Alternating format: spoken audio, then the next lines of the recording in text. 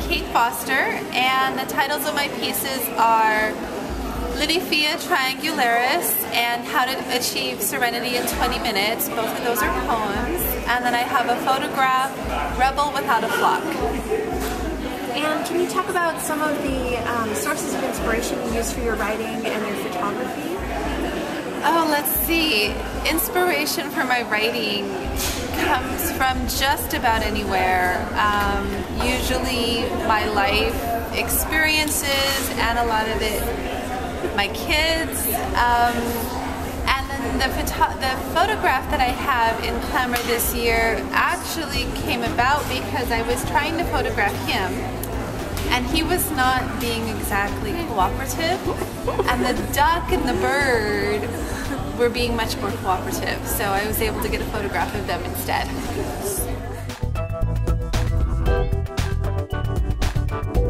My name is Joanne Antun, and the black and white image that's in Clamor is called Polymorphism, and the other one is called The Silent Whisper. And yeah.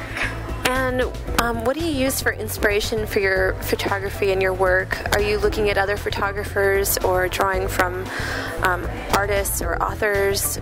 You know, what kind of drives you to create that? Yes, of course I'm looking at the creations of other photographers, and also from what I learned from classes that I took, and I combine it, you know, I try to combine what I see from others and maybe some concepts, and to create something different with everything together.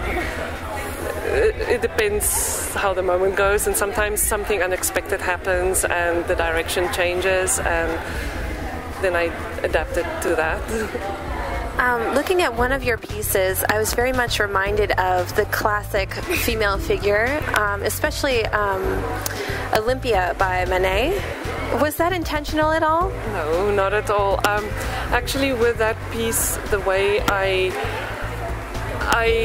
was looking at some work that I saw from an anonymous artist, actually, that was completely different, but it was a compilation of kind of sketching with digital pictures to make up a female body, and it would really look neat. I found it quite challenging to do. I was trying to emulate that a little bit, but then I moved from there to find a complete different idea, and what actually inspired me for that was the EMP building in downtown Seattle, and I basically used that to integrate the pictures of the nude with the buildings, and I kind of like the effects that it made. Oh wow, that's a great explanation, and thank you for sharing that. Your other piece it feels very haunting when you look at it. How did you create that, and kind of what's the story behind that? Okay, with that one again, I started with what inspired me was a book that I had to read for one of my classes. Was I think a book by Roland Barthes, Camera Lucida, I think it is.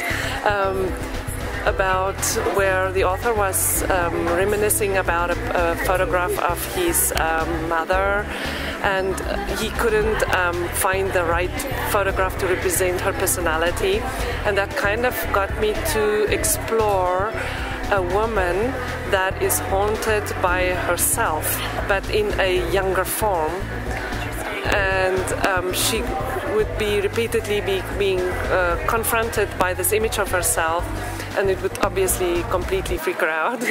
And also from the other side, from the little girl's point of view, she would stumble upon images of her self in pain about life. And basically what my suggestion there was that the photograph acts as a vestibule for a certain age, but you're housed in it temporarily, and you can break out of it, and you can kind of run into yourself type of thing. So my conclusion for this was that the two of them sharing the same moment.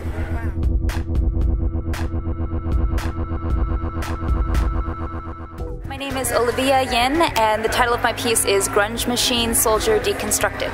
for my piece is actually a bit of philosophy from the Leviathan from Thomas Hobbes, in which he talks about the state of nature and the war of every man against every man, and how we use reason to come out of that state.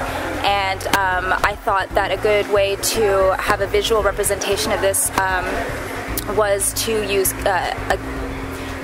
Cubism inspired. It's inspired by Picasso and Cézanne, and especially by The Thinker by Auguste Rodin, and which is to me the ultimate example of, or the ultimate visual representation of someone who's using their thinking capacities. Great. And can you tell us a little bit about what you hope to do with your work in the future, or if you have any plans that pertain to your artwork? I plan to transfer to University of Washington to study art and art history, and I hope to be a working artist. I know that that's kind of a hard thing in today's world, but I hope to at least get by being an artist and teaching art, and so that's what I plan to try to do.